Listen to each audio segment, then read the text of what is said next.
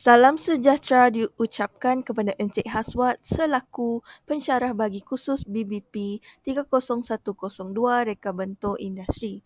Pada hari ini, kumpulan 1 akan membentangkan satu produk yang bertajuk Smart Tiling Spreader. Terlebih dahulu, saya ingin memperkenalkan ahli-ahli kumpulan 1 iaitu Muhammad Faiz, Muhammad Iskandar, Nur Syakina, Rabiatul Adawiyah dan Stephanie Umang. Ini merupakan carta organisasi bagi produk Smart Tiling Spreader. Pengurus projek disandang oleh Muhammad Iskandar, pengurus kewangan disandang oleh Stephanie Umang. Selain itu, pengurus pemasaran disandang oleh Muhammad Faiz. Kemudian, pengurus kualiti disandang oleh Rabiatul Adawiyah dan terakhir sekali, pelukis plan disandang oleh Nur Syakina. Baiklah, seterusnya kita akan masuk kepada penyataan masalah di mana masalah yang timbul dalam penggunaan kaedah konvensional dalam penyebaran mortar ialah kaedah konvensional mengambil masa yang lama untuk menyebarkan mortar simen, dan kedua, mortar yang dihasilkan oleh kaedah konvensional tidak sekata, dan kaedah konvensional ini memerlukan tenaga yang banyak untuk melakukan kerja pemasangan jubin. Oleh itu, objektif kajian ataupun pembangunan produk reka bentuk kami adalah untuk mereka bentuk produk yang dapat memudahkan serta mempercepatkan kerja pemasangan jubin, serta produk yang bakal dibangunkan ini juga dapat meningkatkan kualiti kerja pemasangan jubin serta dapat menghasilkan produk mesra pengguna dan dapat membantu para pelanggan dalam menyelesaikan masalah. Seterusnya ialah konsep reka bentuk produk di mana produk ini dibangunkan, dicetuskan oleh idea daripada kaedah konvensional iaitu alat pemaras keluli kepada reka bentuk produk yang baharu, di mana skop kajian ini tertumpu kepada peralatan pemasangan jubin di lantai yang sedang diinovasikan daripada peralatan konvensional ke arah yang lebih baik. Saya akan menerangkan cartagan pelaksanaan produk STS. Pada minggu pertama dan kedua, kami membuat pembentukan ahli kumpulan dan mendengar taklimat oleh pensyarah khusus serta membuat perbincangan untuk mengenal pasti masalah. Pada minggu ketiga dan keempat pula, kami mengumpul maklumat dan data. Seterusnya, pada minggu kelima dan keenam, kami menganalisis maklumat. Pemilihan idea dan lakaran produk serta pemilihan reka bentuk produk dilakukan pada minggu ke-7 dan ke-8. Pada minggu ke-9 dan ke-10, kami membuat pembangunan lukisan produk. Seterusnya, pada minggu ke-11 dan 12, kami menetapkan jadual kos produk dan membuat pembahagian penulisan laporan. Pada minggu keterakhir, iaitu 13 dan 14, kami membuat persembahan dan membuat rumusan hasil akhir produk. Secara rumusannya, pelaksanaan untuk produk STS ini adalah mengikut perancangan yang telah dilakukan. Seterusnya, kajian literatur. Kajian literatur menjadi bahagian yang penting dalam membina sesuatu produk atau dalam sesuatu kajian. Ini kerana produk atau kajian yang dihasilkan dapat difahami dengan lebih mendalam apabila merujuk kepada kajian-kajian lepas. Kajian lepas ini juga akan menjadi panduan untuk membangunkan produk alat penyebar mortar bagi kerja pemasangan jubin. Kajian lepas. Kajian pertama, kajian oleh Ari Hasnida Arifin. Pada tahun 2018, Ari Hasnida telah menjalankan kajian bagi satu produk yang dinamakan Tiles Installation Tools. Kajian ini disebabkan oleh masalah yang berlaku dalam pemasangan jubin secara konvensional oleh pekerja mahir. Dengan alat pemasangan jubin ini, boleh membantu memasang jubin dengan lebih kemas dan teratur. Kajian yang kedua ialah kajian oleh Ahmad Khan. Pada tahun 2011, Ahmad Khan telah menjalankan kajian bagi satu produk yang dinamakan a Semi-Automatic Floor Tiling Robotic System, di mana sistem jubin robot separa automatik untuk pemasangan lantai jubin, bangunan kediaman dan komersial. Kajian ini didorong oleh keperluan untuk mengurangkan keletihan manusia, masa pemasangan dan kos bagi mengekalkan kualiti pemasangan secara konsisten. Kajian yang ketiga ialah kajian oleh Higgins Scams. Pada tahun 1996, Scams telah membangunkan satu produk yang dinamakan Mobile Robot for Automatic Installation of Floor Tiles. Kerja ini dilaksanakan oleh sebab keperluan untuk mengurangkan masa dan kos pemasangan serta menjamin kualiti separa ekosistem. Robot mudah alih dengan kuasa elektrik menggunakan keupayaan lokomotif, kamera stereo dan stripper untuk sensing telah dibangunkan. Rumusan. Berdasarkan kajian literatur ini, terdapat beberapa batasan kajian mengenai ketebalan mortar. Kebanyakan teknologi yang digunakan memerlukan pelaburan yang besar. Kajian lepas ini juga banyak membuat ciptaan robot dengan menggunakan sistem pengukuran yang tepat.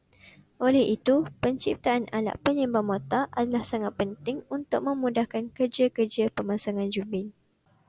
Baiklah, pada bahagian ini, saya ingin menerangkan tentang produk pesaing di mana produk pesaing adalah produk yang ada pada pasaran pada masa kini. Dengan itu, kami memilih inisiatif untuk bersaing dengan produk yang berada di pasaran dan meyakini produk kami memiliki potensi untuk bersaing. Tidak lupa juga, kami telah membuat penelitian terhadap idea dan kelemahan yang dimiliki oleh produk di pasaran terhadap kebolehkerjaan dan keselesaan penggunaan kaedah konvensional. Kemudian, kita masuk kepada pemilihan produk. Produk bernama Smart Tiling Spreader berfokus pada penggunaan pemasangan jubin di lantai. Produk STS ini ditingkatkan dari penggunaan alat tangan di mana ia dapat membantu dalam berbagai bentuk dan cara untuk menggantikan kaedah pemasangan jubin secara konvensional. Pemilihan produk ini sebagai inovasi dan peningkatan pada faktor memudahkan kerja yang kurang terampil dan tidak berkemahiran tinggi dalam proses pemasangan jubin. Banyak faktor yang telah diambil kira untuk mewujudkan satu produk yang mampu bersaing dengan produk yang ada di pasaran. Hal yang demikian, keutamaan bagi produk ini adalah keselesaan, kecepatan masa dan kekemasan untuk kerja pemasangan jubin. Dengan itu, ini adalah lukisan idea, lukisan bagi produk STS yang ingin bersaing dengan pasaran luar, di mana lukisan pertama adalah lukisan prototipe secara 3D, kedua adalah lukisan pandangan, ketiga adalah lukisan terperinci dan keempat adalah lukisan pada bahagian setiap sisi produk. Apakah kelebihan produk STS ini? Pertama sekali, pengguna boleh menjimatkan wang, masa dan tenaga dalam kerja-kerja pemasangan jubin.